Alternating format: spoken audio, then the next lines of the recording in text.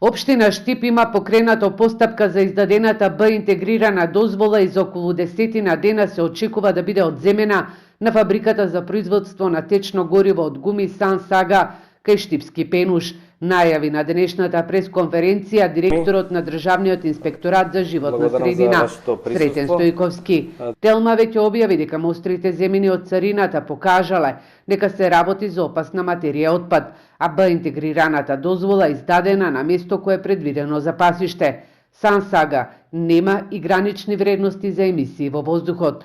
Од општина Штип потврдуваат дека законските рокови течат. Стојковски вели дека предметот е доставен и до пазарниот инспекторат, кој е одговорен за квалитетот на горивата што се пуштаат во промет.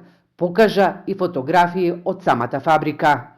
Можете да видите како е расфрлан отпадот и отпадот од самиот технолошки процес, од некој производ, направено е загадување на почвата, така да очекуваме после одземање на дозволата, општината Штип да го задолжи субјектот да направи ремедијација на просторот.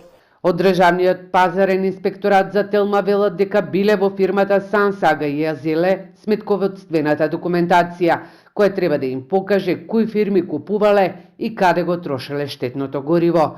Првиот човек на Државниот инспекторат за животна средина Стојковски на пресконференцијата алармираше дека и од август лани не се чисти линданот на третиот лот кај Охис во Скопје од страна на грчката фирма избрана на тендер.